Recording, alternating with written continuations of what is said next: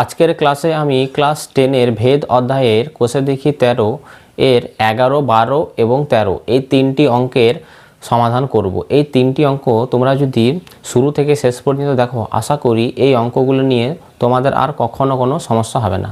আর এর আগে 5টি পার্টে আগের ভিডিওগুলি আমি তোমাদের প্রোভাইড করেছি। তোমরা যারা এখনও অবধি সেই অঙ্কগুলি দেখোনি, আগে ওই অঙ্কগুলো দেখবে, তারপর কিন্তু আজের এই ভিডিওটা দেখা শুরু করবে। তাহলে কিন্তু তোমাদের ভেদ অঙ্কের প্রতি একটা সঠিক ধারণা তৈরি হবে। চলো আমরা 11 দাগের অঙ্ক থেকে শুরু করি। দেখো 11 দাগের অঙ্কে এখানে বলা হয়েছে এ সমানুপাতি বি, বি সমানুপাতি সি হলে দেখায় যে A cube B cube plus B cube C cube plus C cube A cube সমানুপাতি A B C into A cube plus B cube plus C cube. এখানে এ এর সাথে B সরলভেদে রয়েছে এবং বি এর সাথে সি সরলভেদে রয়েছে। তাহলে এদের সাথে এই দুটো সম্পর্ক যদি হয়, এ এর সাথে বি যদি সরলভেদে থাকে এবং বি যদি সি এর সাথে সরলভেদে থাকে, তাহলে তোমাকে প্রমাণ করতে হবে এখানে যে পুরো সংখ্যামালাটা রয়েছে, এই পুরো সংখ্যামালাটা এদিকে যে সংখ্যামালাটা রয়েছে এরাও কিন্তু সরলভেদে রয়েছে। দেখো এখানে চিহ্ন দেওয়া আছে কি সমানুপাতিক চিহ্ন, এটার সাথে এটা সরলভেদে রয়েছে, এটা তোমাকে প্রুভ করতে হবে। দেখো অঙ্কে যাওয়ার আগে একটা ছোট্ট কনসেপ্ট তোমাদের আমি বুঝিয়ে দিই, তাহলে এই অঙ্কটি করতে তোমাদের অনেক সহজ মনে হবে। তুমি মনে করে নাও এ আর বি পরস্পর সরলভেদে রয়েছে, তাহলে তাকে আমরা এইরকমভাবে লিখি, এ আর বি এখানে সরলভেদে রয়েছে। এবার দেখো এ যেমন আছে রাখো, এই সমানুপাতিক চিহ্ন তুলে তুমি সমান চিহ্ন ব্যবহার করলে কী করতে হয়, একটা ভেদ ধ্রুবক গুণ করতে হয়। আমি কে নিয়ে আসলাম, আর এখানে বি যেমন আছে রাখো। দেখো এই বিটা দেখো এই যে সমান আছে না, তার ডান দিকে কে এর সাথে কী আকারে রয়েছে বলে তো গুণ আকারে রয়েছে। এই বিকে যদি আমি বাম দিকে পাঠিয়ে দিই তাহলে কী হবে, ভাগ হবে।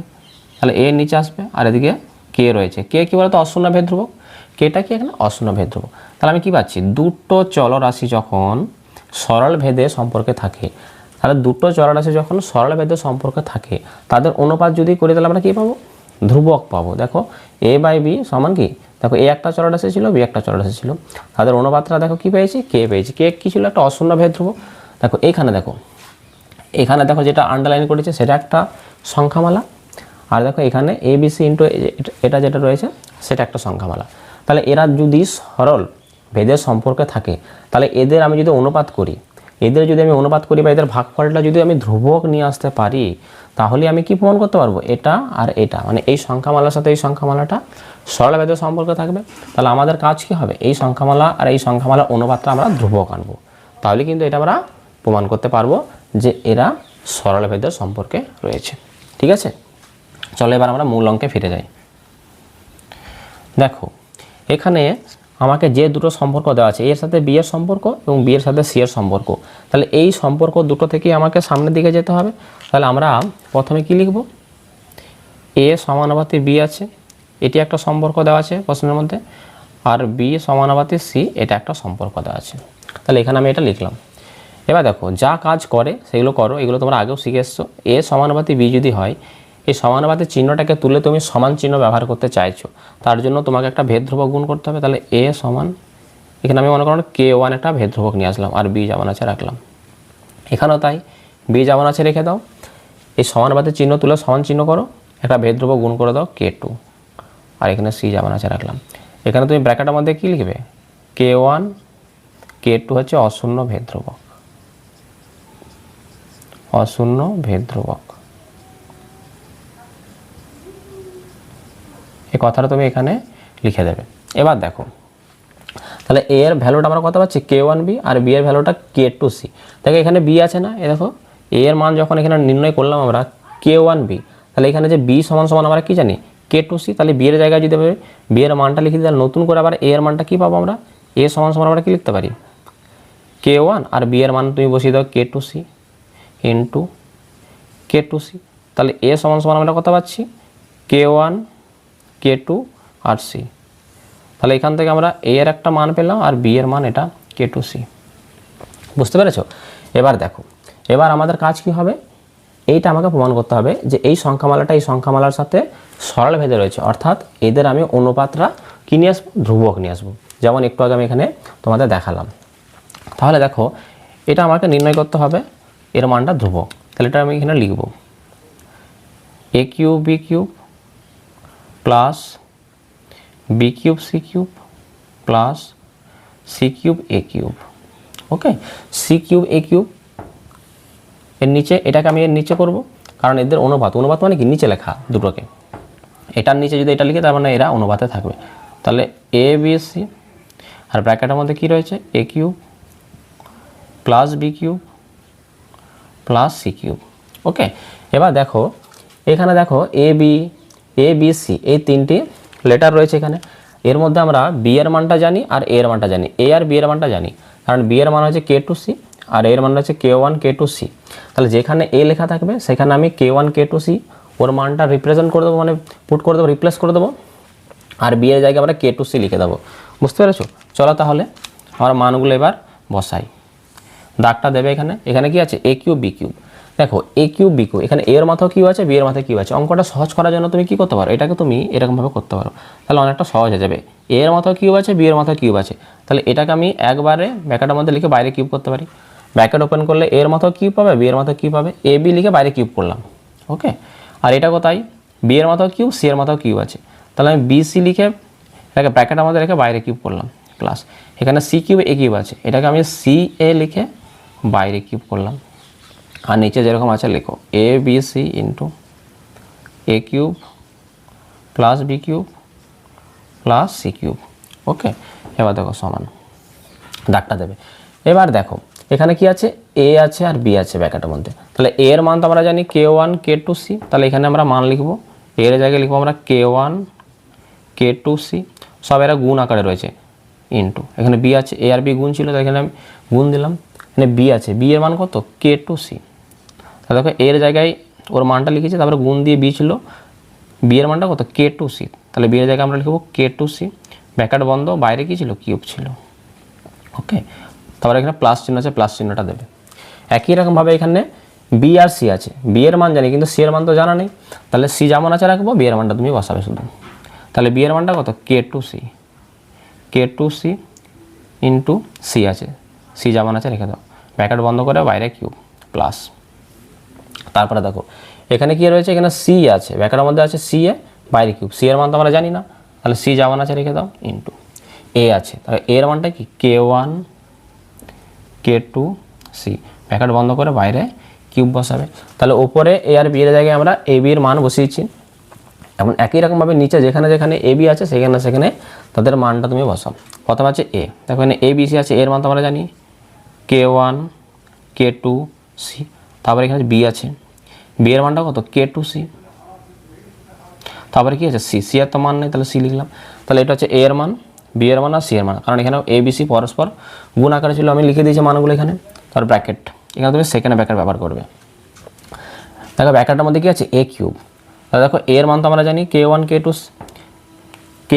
টু কে সি, কে ওয়ান কে টু আর সি আছে, তাহলে এখানে আমরা এর জায়গায় কি লিখতে পারি, এর জায়গায় আমরা এর মানটা লিখে দেবো, এর মানটা কত, এর মান হচ্ছে কে ওয়ান কে টু সি, এর মাথায় যেহেতু কিউব আছে তাহলে এর যে মানটা লিখেছি তারও কিউব হবে, তাহলে প্লাস দিয়ে বি কিউবের মান কত কে টু সি, তাহলে এখানে লিখবো কে টু সি, ব্র্যাকেটের মধ্যে রেখে বাইরে কিউব প্লাস সি কিউব আছে, সি এর মান তো আমরা জানি না, তাহলে সি কিউব যেমন আছে তেমন রেখে দাও। ওকে, সমান, একই রকমভাবে দাগ দাও এখানে। এবার দেখো এই ব্র্যাকেটটা আমি আর দেবো না, দেখো এখান থেকে এতটা ব্র্যাকেট আছে, এই ব্র্যাকেটটা যদি আমি না দিই তাহলে কি হবে, ব্র্যাকেটটা যদি তুলে দিই তাহলে এই যে মাথায় যে পাওয়ারটা রয়েছে 3 বা কিউব, এটা কিন্তু প্রত্যেকটা এখানে যে লেটারগুলো রয়েছে প্রত্যেকের মাথায় এটা বসবে, প্রত্যেকেই পাবে এই ভাগটা।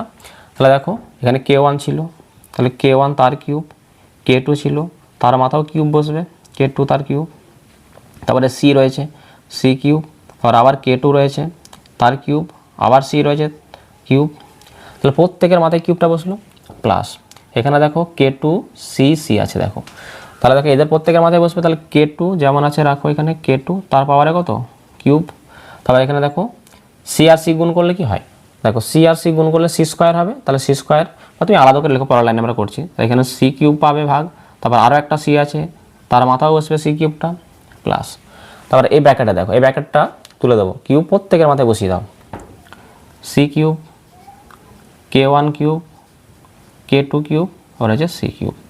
ওকে, আর নিচে দেখো নিচে এখানে কি রয়েছে কে ওয়ানে রয়েছে এখানে কে টু আর কে টু, দেখো এখানে একটা কে টু আছে এখানে একটা কে টু আছে, এরা সব গুণ আকারে রয়েছে, তাহলে কে টুর সাথে কে টু গুণ করলে কোনো সংখ্যাকে দুবার গুণ করলে কি হয় স্কোয়ার হয়, তাহলে কী হবে এখানে কে টু তার স্কোয়ার পাবো। আর এখানে একটা সি আছে, এখানে একটা সি আছে, এখানে একটা, তিনটে সি আছে দেখো, একটা দুটো তিনটে সি, তা তিনটে সিকে গুণ করলে আমরা সি এর কিউব পাবো। তাহলে এই বাইরেটাতে আমরা এটা পেলাম, আর ব্র্যাকেটটা দেখো সেকেন্ড ব্র্যাকেটটা দেবে, এই ফার্স্ট ব্র্যাকেটটা তুমি তুলে দাও, এই ফার্স্ট ব্র্যাকেটটা তুমি তুলে দাও। তাহলে কী করবে, উপরে যেরকমভাবে করেছিলাম প্রত্যেকের মাথায় ভেতরে যেগুলো রয়েছে সবাই গুণ আকারে রয়েছে, তাহলে প্রত্যেকের মাথায় কিউবটা বসবে।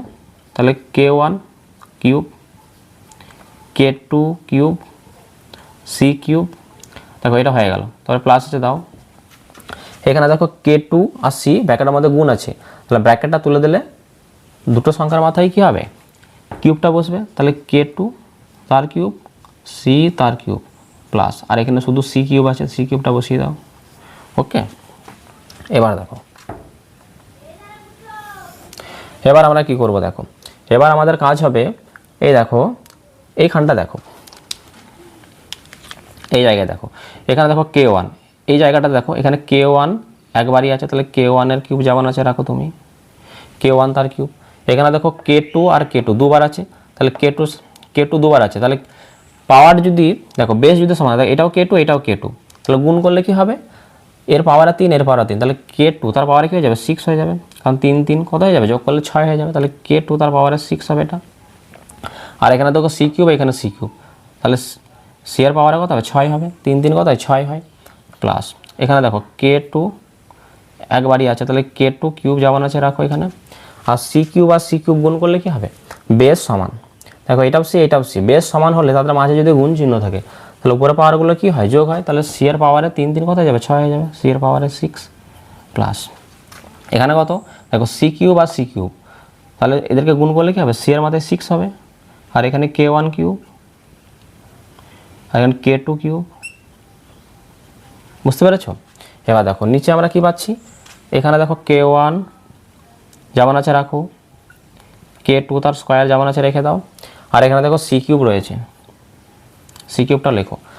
এবার এই জায়গাটা তোমরা একটু ভালো করে দেখবে, এই দেখো এখানে এ একটা পদ, এ একটা পদ, এ একটা পদ, তিনটে পদ আছে নিচে, এই তিনটে পদের মধ্যে দেখো সি কিউব আছে, দেখো এখানে সি কিউব, এখানে সি কিউব, এখানে সি কিউব, তাহলে তিনটে পদের মধ্যে সি কিউব থাকলে আমরা সেটা বাইরে কমন নিতে পারি, তাহলে এই সি কিউবটা বাইরে আমি কমন নিয়ে নিলাম, বুঝতে পেরেছো।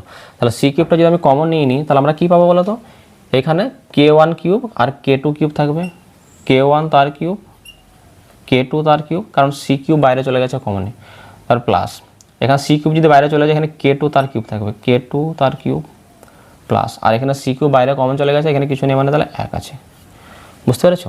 এবার দেখো এইখানে আমি দেখাচ্ছি, এবার দেখো উপরে দেখো এই একটা পদ, এই একটা পদ, এই একটা পদ, তিনটে পদ আছে, তিনটে পদের মধ্যে দেখো একটা মিল আছে, এখানে C6, এখানে C6, এখানে C6, তাহলে প্রত্যেকটা পদের মধ্যেই যেটা আছে সেটা আমরা কমন নিয়ে নেব, কারণ C6 দিয়ে প্রত্যেককে ভাগ করা যাবে, তাহলে উপরে আমরা C6 কমন নেব। ওকে, C6 কমন নিয়ে নিলাম উপরে, তাহলে এখানে পুরো থাকবে কি, তাহলে এখানটা থাকবে হচ্ছে K1 তার কিউব, K2 6,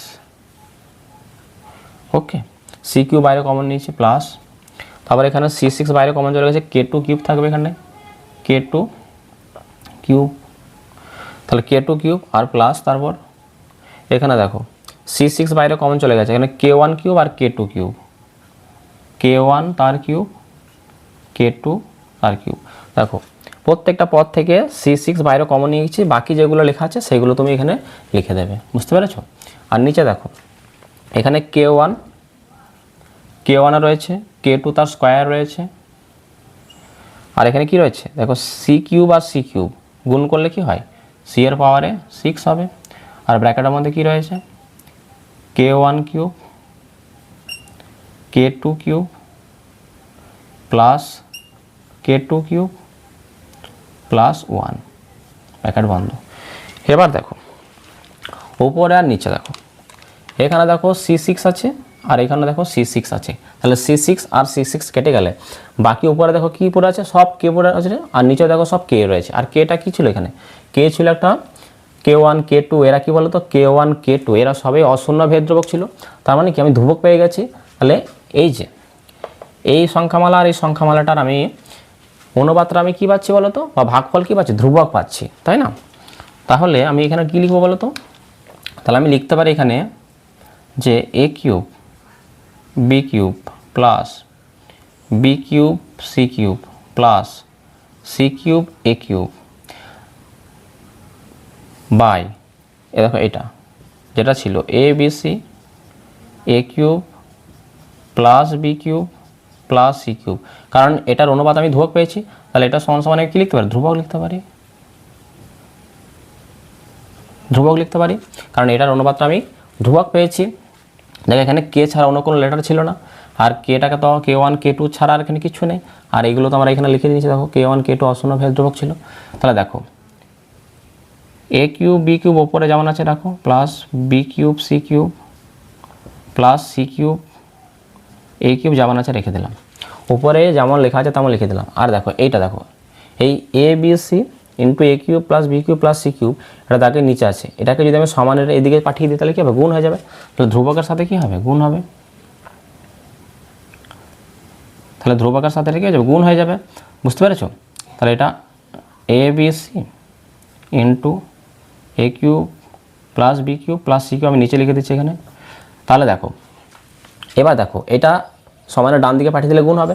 এবার আমরা জানি এই ধ্রুবক আর সমান এটা যদি আমরা তুলে দিই তাহলে এখানে আমরা সমানুপাতিক চিহ্ন ব্যবহার করতে পারি।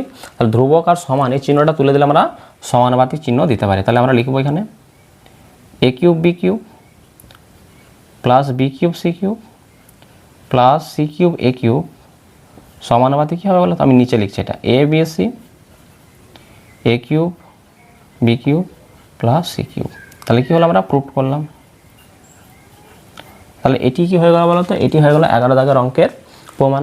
এবার আমরা চলে যাব পরের অঙ্কে। দেখো এবার আমরা সমাধান করে নেব 12 দাগের অঙ্কটি।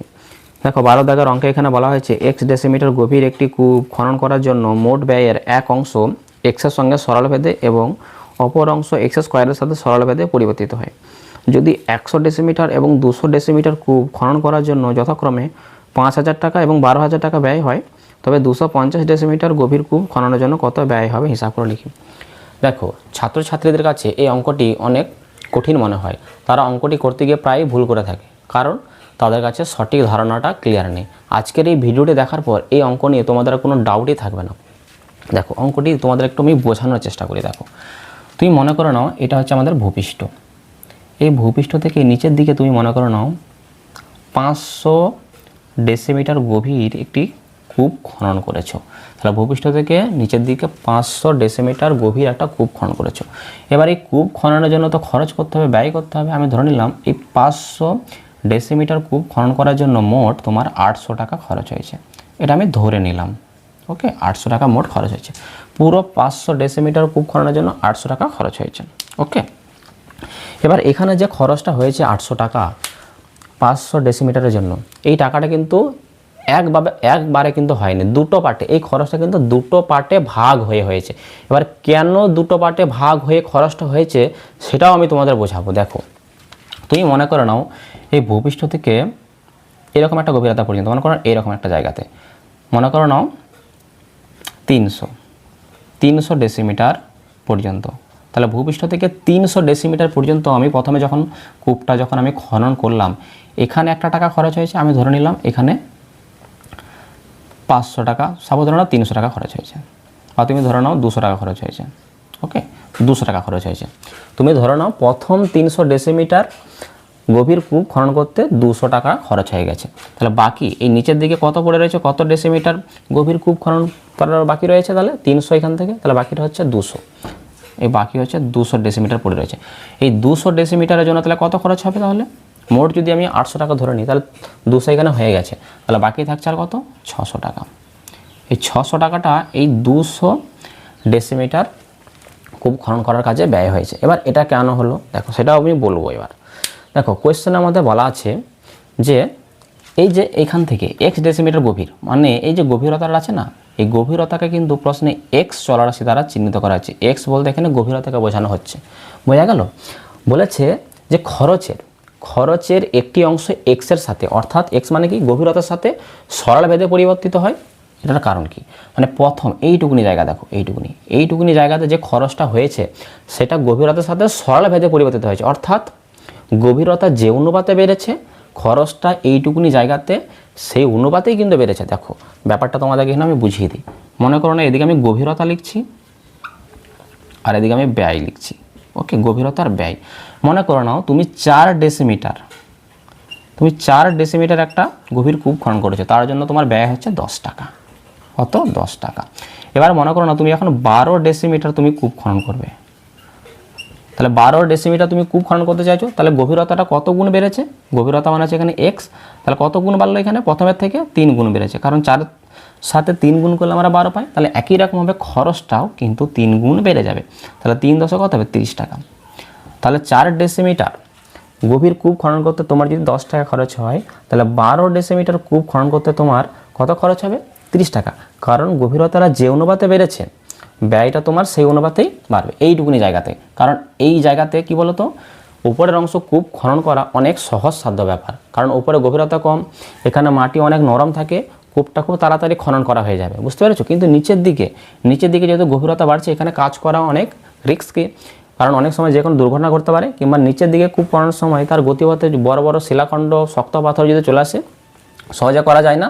তার জন্য নিচের দিকে কিন্তু ওই রেটে কিন্তু খরচটা হবে না, অর্থাৎ যে অনুপাতে গভীরতা বাড়বে সেই অনুপাতে খরচ কিন্তু ওখানে হবে না, অন্যভাবে হবে, সেটাই বোঝাবো আমি তোমাদের। তাহলে দেখো, তাহলে উপরে মনে করো প্রথম যে আমি 300 ডেসিমিটার ধরে নিচ্ছি, সেখানে কি বলতো, গভীরতা যে অনুপাতে বাড়ছিল, ব্যয়টা বা খরচটা সেই অনুপাতে বাড়ছিল, তার জন্য এই অংশে একটা খরচ হয়েছে, বুঝতে পারছো? 4টা পার্টে ভাগ হয়ে খরচটা হয়েছে। এবার দেখো নিচে বাকি যে 200 ডেসিমিটার পড়ে রয়েছে, এখানে দেখো, এখানের বলছে এই খরচটা মানে খরচের আর একটা অংশ মানে যে এখানে 600 টাকা, এই অংশটা কি বলতো, বলেছে এক্স স্কোয়ারের সাথে সরল ভেদে পরিবর্তিত। এক্স মানে কি? এক্স মানে হচ্ছে গভীরতা, এটার অর্থ বলে দিচ্ছে। দেখো মনে করো নাও এইখানে যে গভীরতা মনে করো প্রথমে কত ছিল? 4 ডেসিমিটার ছিল, তারপরে কত হলো? বেড়ে এখানে কত হয়েছে? আমি মনে করো না প্রথমে 4 ডেসিমিটার কূপ খনন করেছিলাম, তার জন্য 10 টাকা খরচ হচ্ছিল, তারপর আমি 12 ডেসিমিটার কূপ খননের জন্য তাহলে 30 হচ্ছে। এইবার দেখো এইখানে দেখো 3 গুণ বেড়েছে, গভীরতাটা কত গুণ বেড়েছে? 3 গুণ বেড়েছে। এইবার দেখো 3 গুণ বাড়বে না, এখানে যে অনুপাতে গভীরতাটা যে অনুপাতে বেড়েছে, খরচ বা ব্যয় কিন্তু এখানে সেই অনুপাতে বাড়েনি। মানে এখানে যত গুণ বেড়েছে, মানে এক্সটা যত গুণ বেড়েছে, দেখো এক্স এখানে 3 গুণ বেড়েছে, এখানে তার স্কোয়ার মানে এক্স স্কোয়ার হবে, মানে এক্স কত গুণ? 3 গুণ বেড়েছে, তাহলে 3 স্কোয়ার করলে কত হয়? 3 স্কোয়ার করলে 9 গুণ। তাহলে গভীরতা যে অনুপাতে বাড়বে এইটুকুনি জায়গাতে, কারণ এখানে কাজ করা অনেক কষ্ট, তার জন্য এখানে গভীরতা যে অনুপাতে বেড়েছে, আমি ধরে নিলাম 3 অনুপাতে বেড়েছে, 4 ছিল 12 হয়েছে, তাহলে খরচটা কত হবে? তার স্কোয়ার, যত গুণ তার স্কোয়ার, তাহলে 3 স্কোয়ার কত? 9 গুণ, তাহলে 9 গুণ বৃদ্ধি পাবে। তাহলে 9 গুণ হলে কত হবে? 10-এর সঙ্গে 9 গুণ করলে তাহলে 90 টাকা হবে। তাহলে এইটুকুনি জায়গাতে তার জন্য বলেছে খরচটা একটা আলাদা রেটে কাজ করেছে, মানে এই জায়গাতে এক্সের সাথে খরচটা আমি ধরে নিলাম, এই খরচটা এ আর এই খরচটা বি, এগুলোতে আমি সঙ্গেগুলো তোমাদের বোঝানোর জন্য বলেছিলাম যে 600, এখানে হচ্ছে 200, আর মোট খরচ যদি আমি ওয়াই টাকা ধরে নিই, মোট খরচটা যদি আমি ওয়াই টাকা ধরে নিই, তাহলে ওয়াইয়ের আবার দুটো পার্ট, এইখানে এ টাকা খরচ হয়েছে, এখানে মনে করো নিচে বি টাকা খরচ হয়েছে। তাহলে এটা এক্সের সাথে কি থাকবে? সিম্পলভাবে সরল ভেদে থাকবে, বুঝতে পেরেছো? এটা এক্সের সাথে সরল ভেদে থাকবে, কারণ গভীরতা যে অনুপাতে বেড়েছে, খরচটা সেই অনুপাতে বেড়েছে, কিন্তু নিচের অংশ বি খরচ হয়েছে, এই বিটা কিন্তু এক্স স্কোয়ারের সাথে কিন্তু সরল ভেদে থাকবে, কারণ এখানে কষ্টসাধ্য কাজ, তার জন্য এখানে গভীরতা যে অনুপাতে বেড়েছে তার বর্গ করলে যেটা পাবো তত গুণ কিন্তু খরচ বাড়বে, বুঝতে পেরেছো তোমার ব্যাপারটা? এবার দেখো এই ব্যাপারটাকে এবার আমরা অঙ্কে সুন্দরভাবে সাজিয়ে অঙ্কটা শুরু করব। চলো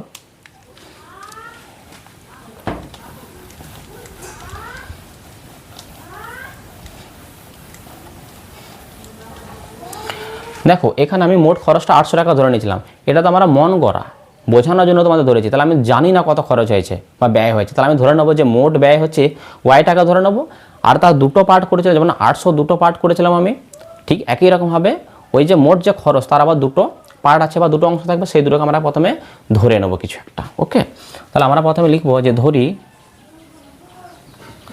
মোট ব্যয় হচ্ছে ওয়াই টাকা, ধরি মোট ব্যয় ওয়াই টাকা এবং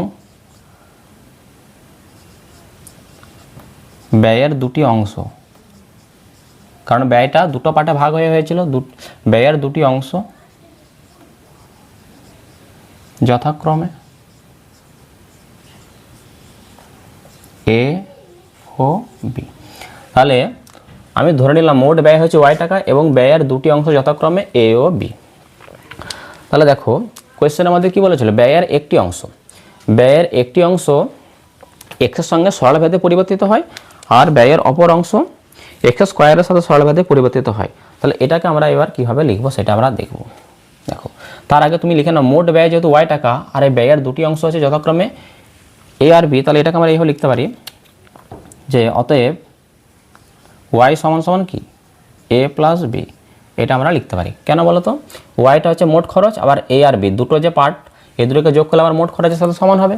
তাহলে ওয়াই সমান সমান আমরা লিখতে পারি এ প্লাস বি। এ আর বি দুটো খরচের মোট টুকরো ছিল, সেই দুটো টুকরোকে আবার যোগ করলে মোট খরচটা পাবো। মোট খরচটা কত, ওয়াই। তাহলে ওয়াই সমান সমান আমি এ প্লাস বি লিখতে পারি।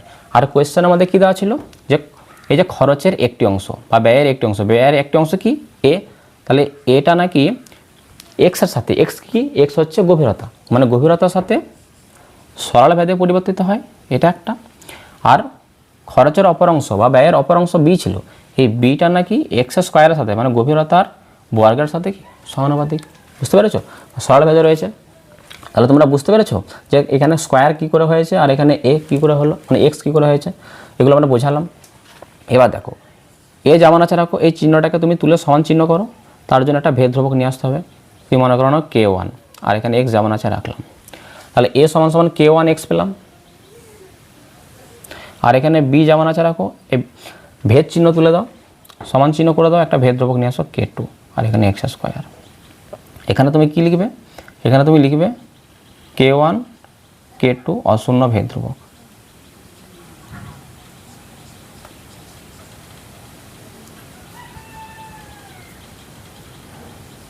অশূন্য ভেদ ধ্রুবক, K1 আর K2 হচ্ছে অশূন্য ভেদ ধ্রুবক। দেখো এখানে আমি বি এরও মানটা পেয়েছি। তাহলে এর মান আমাদের কাছে জানা হয়েছে, বি এর মান আমাদের কাছে জানা হয়েছে।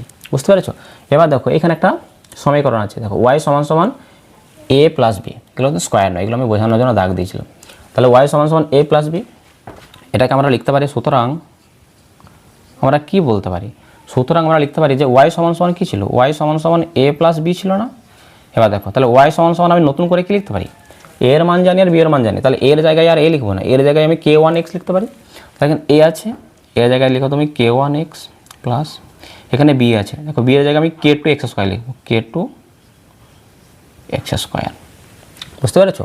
তাহলে ওয়াই সমান সমান K1 x plus K2 x square, এটাকে তুমি একটা সমীকরণ নাম দিয়ে দাও, 1 নম্বর সমীকরণ। বুঝতে পারলে তোমরা। তাহলে ওয়াই সমান সমান K1 x plus K2 x square, এটা আমি 1 নম্বর সমীকরণ ধরে নিলাম। এবার দেখো, এবার তুমি বইটা আর একবার দেখবে। দেখো বইয়ে দেখো কি দেওয়া আছে, যদি 100 ডেসিমিটার ও 200 ডেসিমিটার কূপ খননের জন্য 5000 আর 12000 টাকা খরচ হয়, মানে 1000 ডেসিমিটার, এই 100 ডেসিমিটার কূপ খননের জন্য 5000 টাকা খরচ হয়, আর 200 ডেসিমিটার কূপ খননের জন্য 12000 টাকা খরচ হয়।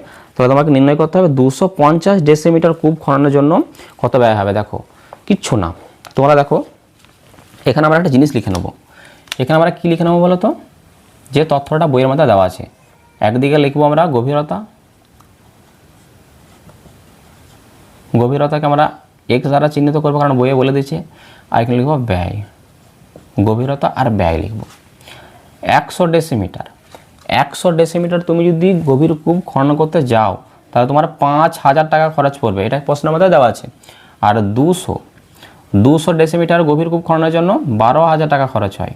ওকে, তাহলে 250 ডেসিমিটার কূপ খননের জন্য কত খরচ পড়বে সেটা হচ্ছে প্রশ্ন, জিজ্ঞাসা চিহ্ন দিয়েছে এখানে। তাহলে গভীরতা যখন 100 ডেসিমিটার আমি করেছিলাম তখন 5000 টাকা খরচ হয়, যখন 200 ডেসিমিটার যখন আমি গভীর কূপ খনন করবো তখন 12000। তাহলে 250-এর জন্য কত খরচ হবে, এইগুলো যদি এইভাবে যদি হয় তাহলে এর সাথে এটা কি হবে।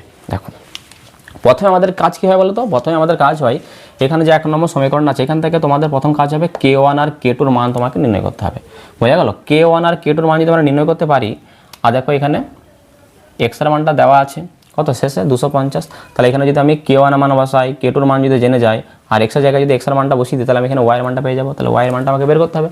তাহলে 1 নম্বর সমীকরণ থেকে আমরা উত্তরটা আনবো, কিন্তু তার আগে তোমাকে প্রথমে K1 আর K2-র মান সর্বপ্রথম নির্ণয় করতে হবে, না হলে কিন্তু তুমি পারবে না। এবার দেখো K1 আর K2-র মানটা আমরা কী করে নির্ণয় করব, তার জন্য কি এখানে দেখো এই প্রথম লাইনের ডেটা যখন 100 ডেসিমিটার কূপ খনন করেছি তখন 5000 ব্যয়, তাহলে এটাকে ধরে আমরা একটা মান বের করবো, একটা ধ্রুবকের মান বের করবো। আর এই যে 200 ডেসিমিটারের জন্য 12,000 টাকা খরচ আছে, এটাকে ব্যবহার করে আমরা আর একটা ধ্রুবকের মান বের করব। তারপরে এই সমীকরণে আমরা তাহলে k1 k2 আর এখানে x এর মানটা বসিয়ে দিলে তাহলে y এর মানটা পাবো। বুঝতে পেরেছো? চলো তাহলে এবার আমরা লিখব যে 1 নম্বর সমীকরণে x সমান সমান 100 আর y সমান সমান কত, ব্যয় মানে এখানে আমি কি ধরেছি, y ধরেছি। তাহলে x সমান সমান 100 আর y সমান সমান 5000 বসিয়ে পাই। তাই 1 নম্বর সমীকরণে এটা তাহলে আমরা লিখব 1 নং সমীকরণে 1 নম্বর সমীকরণে x সমান সমান 100, y সমান সমান 5000 বসিয়ে পাই। 1 নম্বর সমীকরণ কোনটা, এটা। তাহলে এই জায়গাতে x এর জায়গায় 100 আর y এর জায়গায় আমি 5000 পুট করব। তাহলে এখানে কি লেখা আছে, y লেখা আছে। তাহলে দেখো y এর জায়গায় তো y লেখা যাবে না, y এর মান কত 5000, তাহলে y দেখো এখানে আছে প্রথমেই, তাহলে প্রথমেই আমি 5000 লিখব। তারপরে সমান আছে দাও, k1 যেমন আছে রেখে দাও।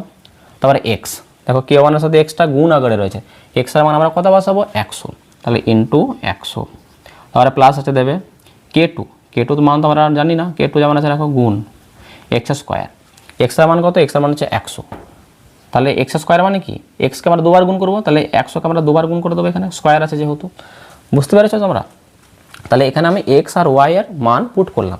এবার দেখো আমি এখানে একটা পদ, এই জায়গাগুলো তোমরা ভালো করে দেখবে, এই একটা পদ, এই একটা পদ আর এই একটা পদ, তিনটে পদ আছে। সমানের ডান দিকে দুটো পদ আর বাম দিকে একটা, প্রত্যেকটা পদকে আমি 100 দিয়ে ভাগ করে দেবো। কত দিয়ে ভাগ করব, 100 দিয়ে ভাগ করব। তাহলে যদি 5000কে এক মান করে 100 দিয়ে ভাগ করছি, তাহলে দুটো শূন্য কেটে যাবে, 50 পরে থাকবে, 50 সমান, দেখো এখানে k1 × 100 আছে, এই পদটাকে যদি আমি 100 দিয়ে ভাগ করি তাহলে 100টা কেটে যাবে, তাহলে k1 পরে থাকবে শুধু প্লাস। আর এইখানে দেখো k2-র সাথে 100 × 100 আছে, এই পুরো পদটাকে যদি আমি 100 দিয়ে ভাগ করি তাহলে 100 দিয়ে ভাগ করলে একটা 100 কেটে যাবে, তাহলে 100 গুণ k2 পরে থাকবে, মানে 100 k2 পরে থাকবে এখানে। বুঝতে পারলে? প্রত্যেকটা পদকে আমি 100 দিয়ে ভাগ করে দিলাম, তাহলে তুমি এটা পাবে। এটাকে তুমি 2 নম্বর সমীকরণ ধরে নাও, কারণ 1 নম্বর সমীকরণ অলরেডি নাম দেওয়া হয়ে গেছে। তাহলে আমি দেখো এই প্রথম লাইনের ডেটা দিয়ে এখান থেকে একটা সমীকরণ পেলাম। বুঝতে পেরেছো? এবারে দ্বিতীয় লাইনের ডেটাটাকে ব্যবহার করে আমি আর একটা সমীকরণ গঠন করব, মানে x এর জায়গায় এবার 200 আর y এর জায়গায় আমরা এবার 12000 পুট করে এরকম আর একটা সমীকরণ নির্ণয় করব। বুঝতে পেরেছো? তাহলে আমরা লিখব যে আবার 1 নম্বর সমীকরণে 1 নম্বর সমীকরণে x সমান সমান কত 200, y সমান সমান কত 12000।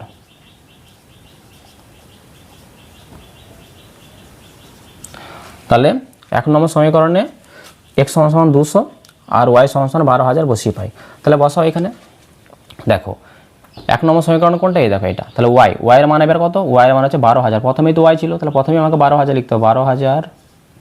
তারপরে সমান চিহ্ন ছিল, সমান দেবে, এখানে k1 x আছে, k1 যেমন আছে রাখবে, ইন্টু x এর মান কত বসাবো 200। তারপরে দেখো প্লাস দেবে, তারপরে k2 আছে, k2 বসাও, ইন্টু x স্কয়ার, x এর মান কত, x এর মান হচ্ছে 200, তাহলে 200 গুণ 200 করতে হবে। এবার দেখো আগেরটা প্রত্যেকের মধ্যে 100 ছিল বলে সবাইকে আমি 100 দিয়ে ভাগ করেছি, এবার আমি প্রত্যেকটা পদকে, আগেরটা যেমন আমরা এখানে প্রত্যেকটা পদকে 100 দিয়ে ভাগ করেছিলাম, এবার আমরা প্রত্যেকটা পদকে 200 দিয়ে ভাগ করতে, এই একটা পদ, এই একটা পদ, এই একটা পুরো একটা পদ, প্রত্যেকটা পদকে যদি আমি 200 দিয়ে ভাগ করি তাহলে কি হবে, 12000কে তুমি যদি 12000কে 200 দিয়ে ভাগ করো তাহলে কত পাবে, একটা শূন্য এই শূন্য শূন্য করে দেবে, 2 6 12 মানে 60 পাবে। তাহলে এখানে থাকবে 60 সমান, আর এখানে 200টা কেটে যাবে, কারণ এইটাকে যদি আমি 200 দিই, এর নিচে মনে করো 200 লিখলাম, 200 সঙ্গে 200 কাটবে, k1 পরে থাকবে, তাহলে k1 প্লাস, আর এখানে কত পাবো আমরা বলো তো, এর নিচে যদি আমি 200 লিখে দিই তাহলে একটা 200 কেটে যাবে, এখন একটা 200 থাকবে, তাহলে 200 k2, তাহলে 200 k2 পেলাম। এটাকে তুমি 3 নম্বর সমীকরণ ধরে নেবে, কারণ 2 নম্বর নাম দেওয়া হয়ে গেছে। তাহলে দেখো প্রথম সারির ডেটা দ্বিতীয় সারির ডেটা ব্যবহার করে আমি এখানে দুটো সমীকরণ গঠন করেছি। এবারে দেখো 3 নম্বর সমীকরণ থেকে আমি 2 নম্বর সমীকরণ বিয়োগ করে দেবো, তাহলে k1 আর k2 এর মধ্যে যে কোনো একটা মান পাবো। দেখো কি করে নির্ণয় করছি, তাহলে উপরের এইটুকুনি অংশ আমি একটু মুছে দিচ্ছি। ওকে, দেখো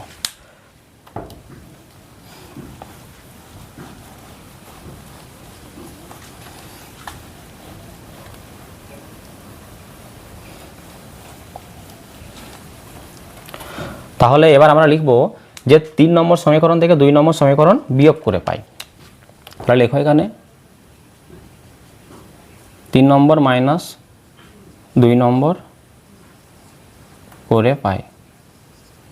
তাহলে আমরা 3 নম্বর সমীকরণ থেকে 2 নম্বর সমীকরণ বিয়োগ করে দিচ্ছি। 3 নম্বর সমীকরণ কোনটা? তাহলে এটা আগে লিখতে হবে। কি আছে? k1 প্লাস 200k2 সমান 60। এটাকে আমি সাজিয়ে এটাকে প্রথমে লিখে এটাকে ডান দিকে পাঠিয়ে দিচ্ছি, কোনো অসুবিধা নেই। তাহলে k1 প্লাস 200k2 সমান কত আছে? k1 প্লাস 200k2 সমান 60 আছে, সমান সমান 60 লিখলাম। ওকে, এবার দেখো 2 নম্বর সমীকরণ বিয়োগ করব। তাহলে 2 নম্বর সমীকরণটা লেখো। কি আছে? k1 প্লাস 100k2 সমান কত?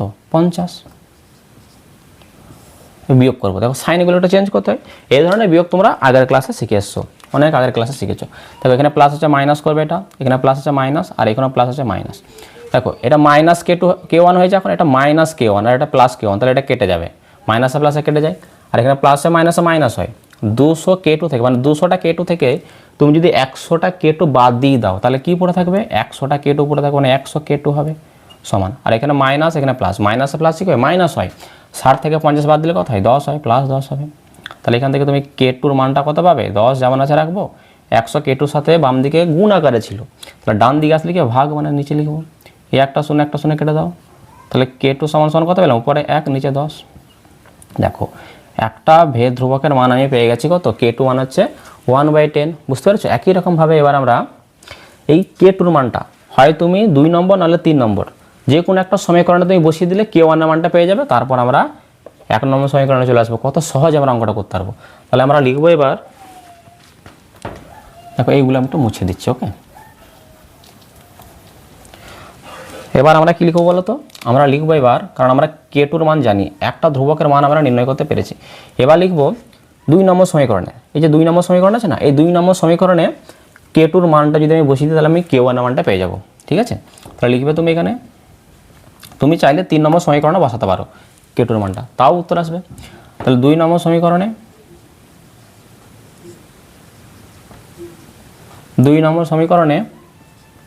k2-র মান বসিয়ে পাই, k2 মান বসিয়ে পাই। তাহলে 2 নম্বর সমীকরণটা তুমি লিখে ফেলো। এখানে কি আছে? k1 প্লাস 100k2 সমান কত? 50, তাই তো? এই দেখো 2 নম্বর সমীকরণ k1 প্লাস 100k2 সমান 50। তাহলে k1-এর মানটা নির্ণয় করবো আমি। k1 যেমন আছে রাখো, প্লাস 100 গুণ k2, তাহলে 100 যেমন আছে রাখো, 100 সঙ্গে k2টা কি আছে? গুণ আকারে রয়েছে। তাহলে k2-র মান তো আমরা জানি, তাহলে আর k2 লিখে রাখবো না। তাহলে k2-র জায়গায় আমরা 1/10 লিখবো। ওকে, 1/10, আর এদিকে সমান দিয়ে কত আছে? 50। তাহলে এই শূন্যর সাথে এই শূন্যটা কাটবে, তাহলে k1, আর দেখো এই দিকে তাহলে এখানে প্লাস কত পাচ্ছি আমরা? 10 1-কে 10 পাচ্ছি এখানে, সমান সমান 50। তাহলে k1 সমান সমান কত পাবে? প্লাস 10কে তুমি সমানের ডান দিকে পাঠিয়ে দাও, 50 অলরেডি আগে থেকে রয়েছে, মাইনাস 10 হবে এদিকে এসে। তাহলে k1 সমান সমান কত পাচ্ছে? 50 থেকে 10 বাদ দিলে কত হয়? 40। তাহলে k1-এর মানটা কত পেলাম? 40 পেলাম। দেখো 3টে ডেটা আমাদের কাছে জানা হয়ে গেছে। কি কি আমাকে জানতে চাইছে? কি 250 ডেসিমিটার গভীর কূপ খননের জন্য কত খরচ হবে? আমরা k1 জানি, k2 জানি, আর x-এর মানটাও জানি। তাহলে এই যে 1 নম্বর সমীকরণ ছিল না, y সমান সমান k1x প্লাস k2x, এখানে যদি আবার আমরা এই মানগুলো বসিয়ে দিই, তাহলে কিন্তু আমরা y-এর মানটা পেয়ে যাব। তাহলে লিখবো, দেখো নিচের অংশগুলো আমি একটু মুছে দিচ্ছি। ওকে, এই অংশগুলো একটু মুছে দিচ্ছি।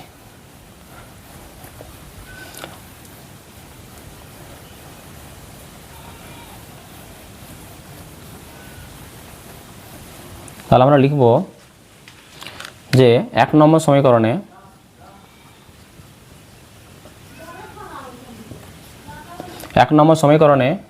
x সমান সমান কত বলো তো? আমাকে 250 ডেসিমিটারের জন্য নির্ণয় করতে হবে। তাহলে x-এর মানটা 250, k1-এর মানটা কত?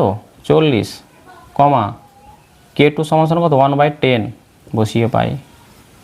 তাহলে 1 নম্বর সমীকরণে এই তিনটারই মান আমি বসিয়ে দেবো। 1 নম্বর সমীকরণটা কী ছিল বলো তো? 1 নম্বর সমীকরণটা ছিল y সমান সমান k1x প্লাস k2x স্কোয়ার। তাহলে y সমান সমান k1x প্লাস k2x স্কোয়ার, এটা ছিল। এবার দেখো y তো বাম দিকেই রয়েছে, কোনো অসুবিধা নেই, y-এর মানটা নির্ণয় করবো। y সমান k1x, k1-এর মান কত? 40 লেখো এখানে। দেখো k1-এর সাথে এক্সট্রা গুণ আছে, তাহলে গুণ x-এর মানটা কত বলো তো? x-এর মানটা হচ্ছে 250 লেখো, প্লাস চিহ্ন আছে দেবে। তারপরে k2-র মান জানি আমরা কত? k2 হচ্ছে 1/10, তাহলে 1/10 লিখো। তারপরে কে টুর সাথে এক্স স্কোয়ারটা গুণ আছে, তাহলে গুণ এক্স স্কোয়ার। এক্স মানে কত 250, বুঝতে পারলে 250 তার স্কোয়ার, কারণ এক্স স্কোয়ার আছে, বুঝতে পারলে তোমরা। এবার দেখো তাহলে ওয়াই সমান সমান কত লিখবো, দেখো 4-এর সাথে দেখো 40-এর সঙ্গে 250কে গুণ করতে দেওয়া হয়েছে, তুমি কি দেখবে 25 তার সঙ্গে 4 গুণ করো, 25 সঙ্গে 4 গুণ করলে কত 100 হয়, 25 4 100, আর এখানে একটা জিরো, এখানে একটা জিরো ছিল, দুটো এক্সট্রা ছিল, দুটো এক্সট্রা জিরো বসিয়ে দাও এখানে, প্লাস এখানে দেখো 1/10 যেমন আছে রাখো, গুণ দেখো 250 আর স্কোয়ার করতে হবে, আমরা 25-এর স্কোয়ার জানি তো, 25-এর স্কোয়ার কত হয় 625 হয়, তাহলে 25-এর স্কোয়ার 625 লিখলাম, এখানে একটা শূন্য ছিল, তার স্কোয়ার করলে বাইরে দুটো শূন্য আসবে। ওকে, এই একটা শূন্যর সাথে একটা শূন্য তুমি কেটে দাও, তাহলে আমরা কত পাচ্ছি, তাহলে ওয়াই সমান আমরা কত পাচ্ছি, এখানে 10,000 আর এখানে আছে 6,250, তাহলে 10,000 আর 6,000 যোগ করলে 16,250, তাহলে 16,250, তাহলে আমরা কি পেলাম, আমরা ওয়াইয়ের মান পেলাম, আর ওয়াই কি ছিল, ওয়াই ছিল ব্যয়, ওয়াই ছিল এখানে কূপ খননের জন্য কত ব্যয়, তাহলে 250 ডেসিমিটার গভীর কূপ খননের জন্য কত টাকা ব্যয় হবে, 16,250 টাকা ব্যয় হবে। তাহলে এখানে তুমি লিখবে কি, তাহলে তুমি এখানে লিখে দেবে 250 ডেসিমিটার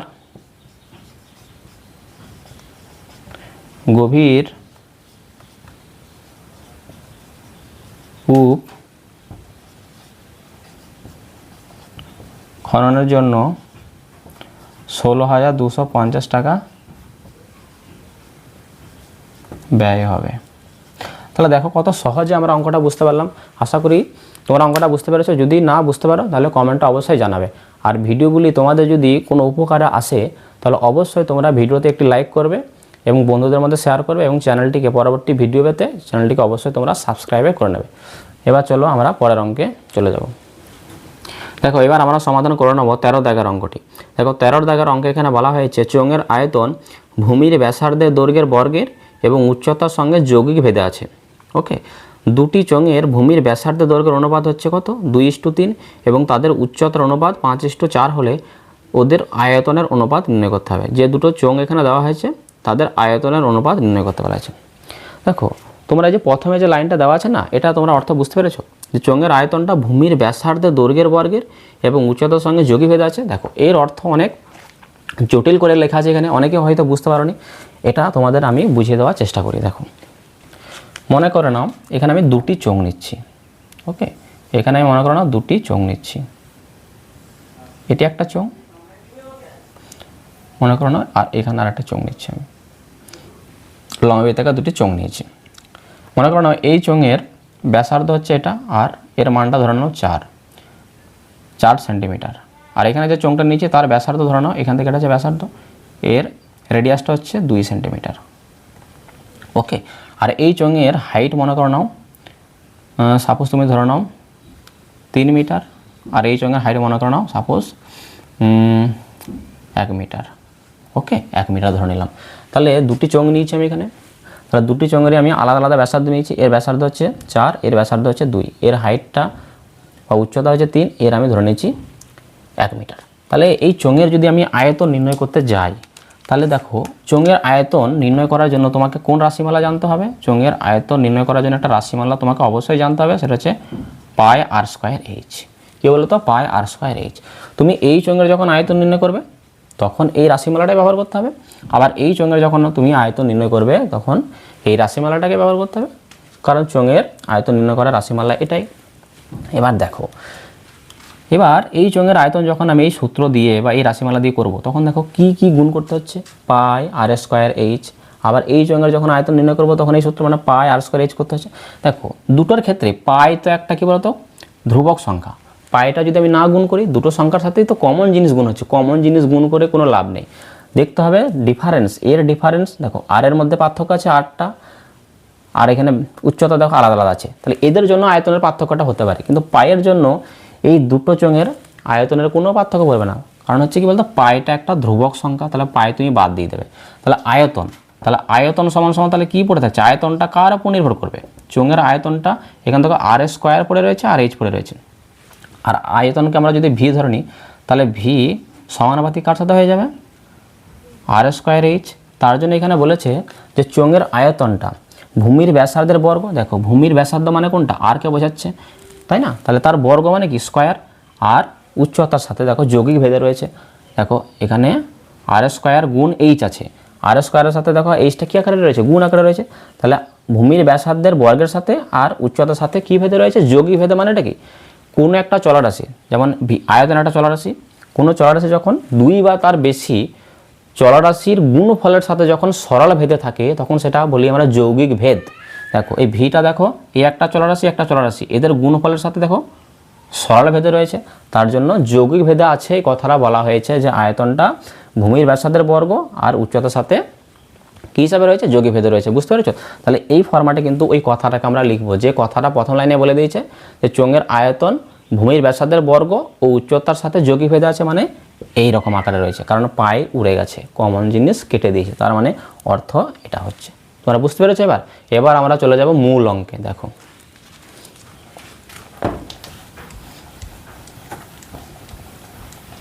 তাহলে দেখো এখানে কি বলা হয়েছে, এখানে বলা হয়েছে যে দুটি চোঙের ভূমির ব্যাসার্ধ দৈর্ঘ্যের অনুপাত আছে। দেখো দুটি চোঙ আছে, এবার তোমরা খুব ভালো করে বুঝবে।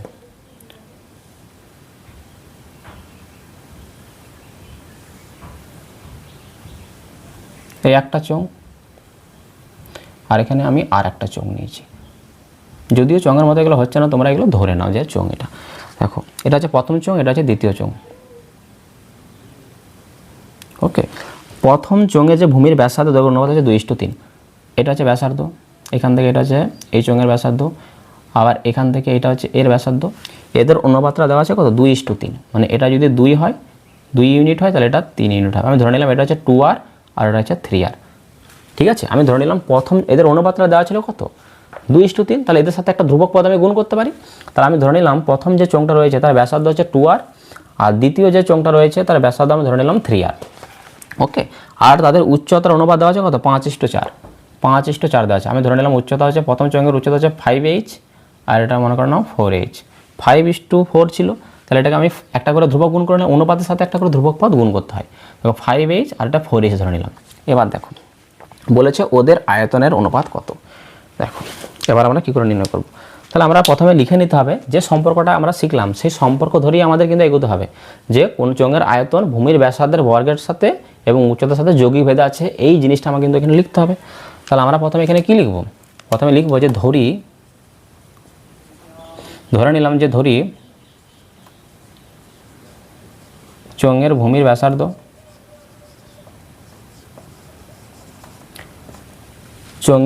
ব্যাসার্ধ কত বলো তো, আর এটা।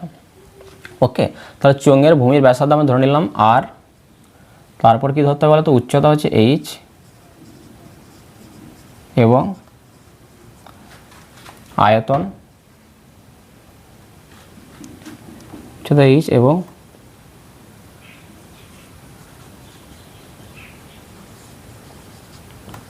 আয়তন V। বুঝতে পেরেছো? আমি ধরে নিলাম চোঙের ভূমির ব্যাসার্ধ আর, উচ্চতা H এবং আয়তনটা হচ্ছে V। বোঝা গেল? এবার প্রশ্নানুসারে তাহলে অতএব আমি কি লিখতে পারি, প্রশ্নে কি বলেছিল, আয়তন মানে তো V। তাহলে এই ভিটা যৌগিক ভেদে রয়েছে কার সাথে, ভূমির ব্যাসার্ধের সাথে। ভূমির ব্যাসার্ধ আর, তাহলে তার স্কোয়ার বা বর্গের সাথে উচ্চতার যৌগিক ভেদে রয়েছে। তাহলে এইভাবে লিখতে পারি আমরা। বুঝতে পেরেছো? তাহলে প্রশ্নানুসারে এটা বলেছে যে চোঙের আয়তনটা ভূমির ব্যাসার্ধের বর্গ আর উচ্চতার সাথে যৌগিক ভেদে রয়েছে, তাকে তাহলে আমরা এইভাবে লিখতে পারি। বোঝা গেল? এবার দেখো তাহলে ভি বা আয়তন, এই চিহ্নটাকে তুলে সমান চিহ্ন দাও, একটা ভেদ ধ্রুবক গুণ করো কে, এখানে R² যেমন আছে রেখে দাও, আর পাশে তুমি কি লিখবে, এখানে কে অশূন্য ভেদ ধ্রুবক। এটা কিন্তু লিখতে ভুলবে না, অশূন্য ভেদ ধ্রুবক।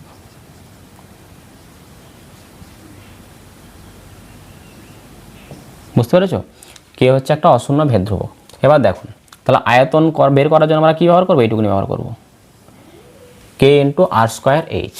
তাহলে এখানে যে চোঙটা রয়েছে আর এখানে যে চোঙটা রয়েছে, এই চোঙের এবার আমরা আয়তন নির্ণয় করব। দেখো এই জিনিসটাকে কাজে লাগে, কে দেখো ভি সমান কে ইন্টু R²H আছে, মানে কি আয়তন সমান এটা লিখতে পারি। তাহলে লিখবো আমরা প্রথম চোঙের আয়তন,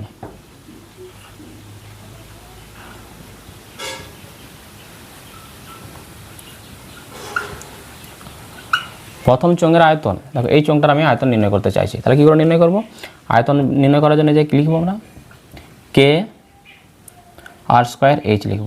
তাহলে কে যেমন আছে লিখব। তাহলে প্রথম চোঙের ব্যাসার্ধ কত, আর মানে কি রেডিয়াস 2r, তাহলে আর এর জায়গায় আমরা 2r লিখবো, তার স্কোয়ার আছে স্কোয়ার করবে ইন্টু এইচ, এইচ কত 5h, এটা বোঝা গেল। ঘন একক লিখবে এখানে, ওকে ঘন একক। তো আমরা কী পাচ্ছি এখানে কে যেমন আছে রাখো, ব্যাকেটের মধ্যে 2r আছে, বাইরে স্কোয়ার আছে, ব্যাকেট ওপেন করলে স্কোয়ার 2 এবং r উভয়ের মাথায় বসবে, তাহলে 2 স্কোয়ার কত হবে 4 হবে, ওকে ইন্টু 4 আর r স্কোয়ার ইন্টু কত 5h যেমন আছে রাখো, ঘন একক সমান। তাহলে এটা আমরা কত পাচ্ছি, সংখ্যাগুলোকে গুণ করো, 5-এর সাথে 4 গুণ করলে কত হয় 5-4 20, আর এখানে কে আছে r স্কোয়ার h, কে r স্কোয়ার h এত ঘন একক। তাহলে এখানে যে চোঙটা ছিল প্রথম চোঙটা, তার আয়তনটা কত পেলাম 20 কে r স্কোয়ার h ঘন একক। একই রকমভাবে আমরা দ্বিতীয় চোঙের আয়তন নির্ণয় করব। দ্বিতীয় চোঙের আয়তন, তাহলে দ্বিতীয় চোঙের আয়তনটা কী করে নির্ণয় করব, আয়তন নির্ণয় করার জন্য এটা কাজে লাগাতে হবে আমাদের, কে r স্কোয়ার h ঘন একক, ওকে সমান কে যেমন আছে রাখো ইন্টু আর স্কোয়ার, আর এর মানটা কত এখানে দ্বিতীয় চোঙে 3r, তাহলে আর এর জায়গায় 3r লিখবো, স্কোয়ার আছে স্কোয়ার করে দাও ইন্টু এইচ, এইচ কত এর 4h ঘন একক। সমাধান করো এটা, কে যেমন আছে রেখে দাও গুণ, ব্যাকেটের মধ্যে 3r আছে বাইরে স্কোয়ার, তাহলে কি হবে স্কোয়ার 3 এবং r উভয়ের মাথায় বসবে, 3 স্কোয়ার 9, r স্কোয়ার হবে এটা ইন্টু 4h। তাহলে তুমি কত পাচ্ছ দেখো, সংখ্যাগুলোকে গুণ করো, 9-এর সাথে 4 গুণ করলে কত 9-4 36, আর এখানে কে আছে r স্কোয়ার h, তাহলে 36 কে r স্কোয়ার h এত ঘন একক। প্রশ্নে জানতে কি চাইছিল তাদের আয়তনের অনুপাত কত, তাহলে দেখো প্রথম চোঙের আয়তন জানি আমরা এটা, আর দ্বিতীয় চোঙের আয়তন হচ্ছে এটা, তাহলে এ দুটো যদি আমরা অনুপাত করে দিই তাহলে উত্তর চলে আসবে আমাদের। দেখো উপরের অংশটুকু আমি একটু মুছে দিচ্ছি, ওকে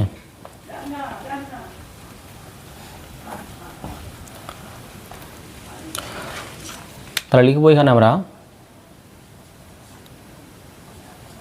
প্রথম ও দ্বিতীয় চোঙের আয়তনের অনুপাত, তাহলে প্রথম ও দ্বিতীয় চোঙের আয়তনের অনুপাত,